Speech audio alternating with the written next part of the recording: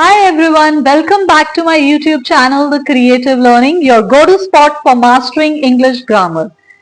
Today we are diving into one of the most confusing but super important topic of the English grammar, that is the prepositions. देखिए सबसे पहली बात जो हमारे mind में question आना चाहिए कि what are prepositions? Second question जो हमारे माइंड में आना चाहिए कि why do we say in the car but on the bus?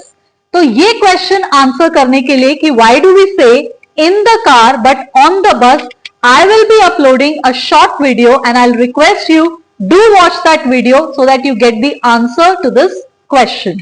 चलिए आगे चलते हैं. अब सबसे इंपॉर्टेंट बात कि prepositions होती क्या है. Prepositions ऐसे वर्ड्स होते हैं जो हमें एक रिलेशनशिप बताते हैं नाउन या प्रोनाउन का अदर वर्ड्स के साथ सेंटेंस में. Let's understand it in English. A preposition is a word that shows the relationship between a noun or pronoun and other words in the sentence. इसको समझने के लिए हम एक सिंपल सा एग्जांपल लेते हैं. अब मान लीजिए मेरे पास ये एक फ्लैश कार्ड है. अगर आप इसको ध्यान से विजुअलाइज करें तो यहां पे एक अलार्म क्लॉक है, right? And the alarm clock is on the surface of the table. जब भी कोई ऑब्जेक्ट किसी सरफेस के ऊपर होता है तो उसके लिए हम कौन सी preposition यूज करते हैं? We use the preposition of place, that is on, right? और इस तरह के फ्लैश कार्ड क्रिएट करने से क्या होता है, जब जो छोटे बच्चे होते हैं they can easily visualize and memorize the concept, because I believe crammers don't succeed. Understanding of concept is the key to success. So अगर आप ध्यान से विजुअलाइज करें तो अगर आप सिर्फ फोकस अपना अलार्म क्लॉक पे रखेंगे then you will get to know that this alarm clock is on the table, right?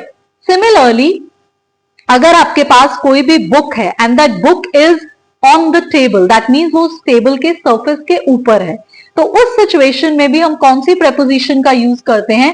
We use the preposition on, right? चलिए लेट्स प्रोसीड फर्दर. एक और सेंटेंस अगर मैं कहूं she went to school, तो इसके अंदर एक मूवमेंट की बात हो रही है, तो that is the preposition of movement. उसके लिए मैं एक सेपरेट वीडियो क्रिएट करूंगी. Do watch that video. चलिए आगे चलते हैं. We met after lunch, before lunch, after lunch, ये भी सब क्या है? एक तरह से prepositions है. तो ये तो एक बेसिक समझा हमने कि prepositions होती क्या है.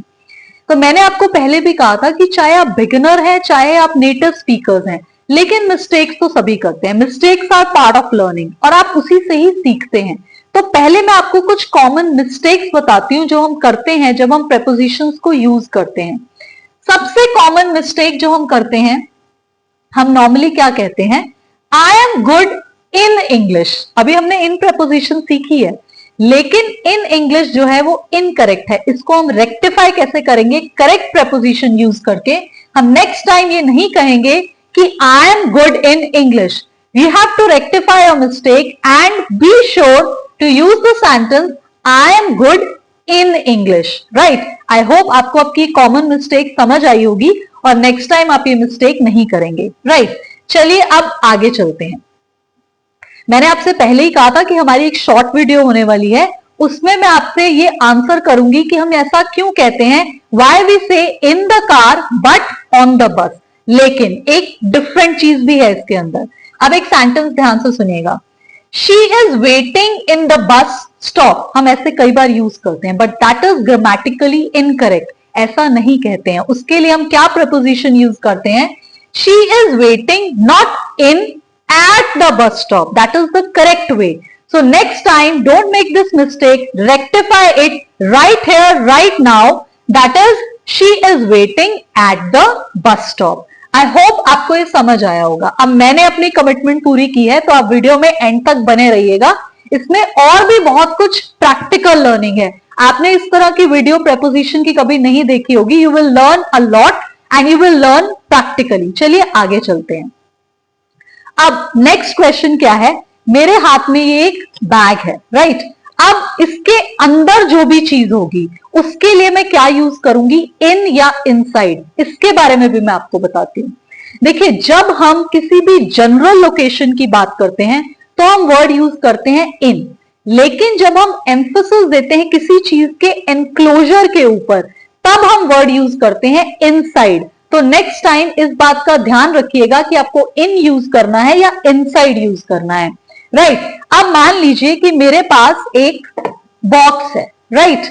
अब इस बॉक्स के अंदर क्या है, एनक्लोजर की बात हो रही है इसके अंदर, तो सरप्राइज होगा ऑब्वियसली अगर आपको नहीं पता इसके अंदर क्या है। तो मैं उसके लिए क्या यूज करूंगी, there is a surprise inside the box. In the box use नहीं करेंगे इसके लिए हम। और अगर आप कहना चाहते हैं कि जो मिल्क है वो फ्रिज के अंदर है, तो उसके लिए आप क्या कहेंगे, the milk is in the fridge. तो आपने ये बात भी आज सीखी, जब आप एक जनरल लोकेशन की बात करेंगे तो आप इन यूज करेंगे, और जब आप एम्फेसिस देंगे एनक्लोजर का, राइट, या फिर आप कुछ सीक्रेट रिवील नहीं करना चाहते हैं, अंदर है कोई चीज, कोई सरप्राइज है, it's better you use the word inside. चलिए आगे चलते हैं। अब ये तो आपने सीख लिया कि इन हम यूज करते हैं कोई चीज जब इनसाइड होती है, राइट। और अगर मैं कहना चाहती हूं the keys are in my bag, तो देखिए यहां पे कीज क्या है, अंदर है, स्टेशनरी है, दे आर नॉट मूविंग, तो उसके लिए मैंने क्या वर्ड यूज किया, the keys are in my bag, right. चलिए अब नेक्स्ट, अगर आपके पास कोई भी ऑब्जेक्ट है, अभी हमने अलार्म क्लॉक का भी डिस्कशन किया था कि जब आपकी अलार्म क्लॉक किसी टेबल के ऊपर है तो आप क्या यूज करेंगे, the alarm clock is on the table. यानी कि जब भी कोई ऑब्जेक्ट किसी सरफेस के ऊपर है तो आप क्या प्रेपोजिशन यूज करेंगे, ऑन। चलिए लेट्स प्रोसीड फर्दर। अब मान लीजिए ये आपके पास एक पेपर है और कोई भी ऑब्जेक्ट इसके आगे रखेंगे तो आप इन फ्रंट ऑफ यूज करेंगे, यहां रखेंगे नीचे तो ये अंडर है, राइट। तो इसी तरह से नेक्स्ट हम क्या सीखने वाले हैं, we will be learning the concept of preposition under. Under कैसे यूज करेंगे, अगर आप ध्यान से इसको विजुअलाइज करें तो ये एक टेबल है, राइट। तो इस टेबल के अंडर एक बकेट है, राइट। तो अंडर का क्या मतलब होता है, एक्चुअली जब भी कोई ऑब्जेक्ट किसी ऑब्जेक्ट के बिलो है, बेड के नीचे भी कुछ हो सकता है, टेबल के नीचे भी कुछ हो सकता है, तो हम कौन सी प्रेपोजिशन यूज करते हैं उसके लिए, अंडर। अब अगर आप यहां पे देखें तो हम कह सकते हैं the bucket is under the table. उससे क्या होता है, जब आप चीजों को प्रैक्टिकल लाइफ के अंदर विजुअलाइज करते हैं तो आपको कॉन्सेप्ट को मेमोराइज नहीं करना पड़ता, वो कॉन्सेप्ट आपके पास लॉन्ग टर्म के लिए रिटेन रहता है। चलिए आगे चलते हैं। तो नेक्स्ट कॉन्सेप्ट हम किस पे सीखेंगे, अब नेक्स्ट है हमारे पास, मैं बार बार नेक्स्ट वर्ड का यूज कर रही हूं, नेक्स्ट टू, जिसके लिए हम एक और वर्ड भी यूज करते हैं प्रेपोजिशन में, बिसाइड। बट मेक श्योर कि बिसाइड और बिसाइड्स में भी डिफरेंस होता है। इफ यू वांट तो मैं उसके लिए भी आपकी एक शॉर्ट वीडियो क्रिएट कर दूंगी, डू वॉच दैट वीडियो। तो नेक्स्ट टू क्या होता है, अब मान लीजिए आपका स्कूल है, राइट, और उसके नेक्स्ट टू कोई पार्क है, दैट मीन्स बिसाइड, राइट। तो उसके लिए हम क्या वर्ड यूज करते हैं प्रेपोजिशंस में, नेक्स्ट टू। और अभी मैंने आपको इन फ्रंट और बिहाइंड का कॉन्सेप्ट भी समझाया है। देखिए जो चीज आपको सामने दिख रही है, जैसे अगर मेरा ये हैंड है तो ये इन फ्रंट है, अब मैं जब इसको पीछे ले जाऊंगी तो क्या हो जाएगा, ये बिहाइंड, बिकॉज ये विजिबल नहीं है, राइट। तो ये भी एक इंपॉर्टेंट कॉन्सेप्ट है, इन फ्रंट ऑफ या बिहाइंड। अब जैसे कार है आपके घर के अंदर, तो कार क्या होगी, is in front of the house, आगे पार्क हुई है। और उसी तरह से जो गैराज होता है घर के अंदर, the garage is behind the house.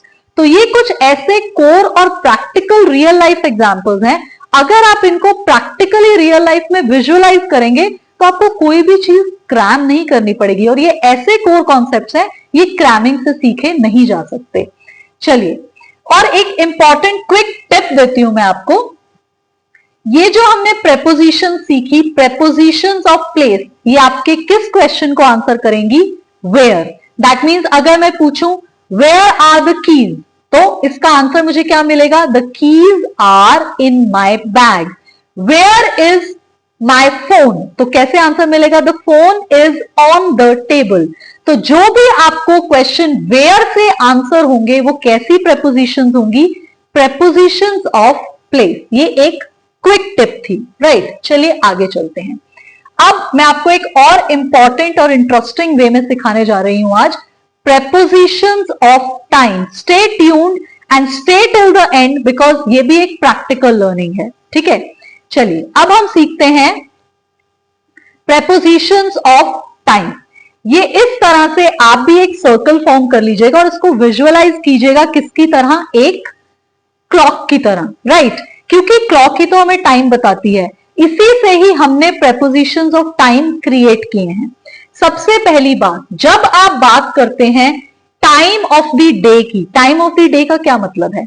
जब आप मंथ की बात करते हैं, जनवरी, फरवरी, मार्च, अप्रैल, राइट, उसके लिए आप क्या यूज करेंगे? In. This is another quick tip. उसके अलावा जब आप ईयर्स की बात करते हैं, जैसे अभी करंट ईयर है 2025, जो जा चुका है पास्ट में 2012, 2024, तो उनके लिए भी आप क्या यूज करेंगे? इन।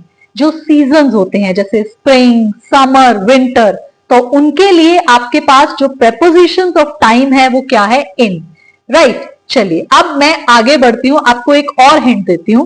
देखिए, जब हम क्लॉक की बात करते हैं तो वो हमें एग्जैक्ट टाइम बताती है। जैसे कि अगर आप यहां पे ध्यान से देखें तो अगर अभी इस क्लॉक के अंदर एग्जैक्ट टाइम देखा जाए तो 11 o'clock है, राइट? कोई भी टाइम हो सकता है। जब भी आप किसी भी एग्जैक्ट टाइम की बात करेंगे, जैसे कि अगर आप इसके अंदर देखें तो 3 o'clock है, इसमें देखेंगे तो 1 o'clock है। जब भी मैं कोई भी एग्जैक्ट टाइम की बात करने वाली हूं, जैसे अगर यहां पे देखें तो 4 o'clock है, राइट? नेक्स्ट अगर आप देखें तो 10 o'clock है।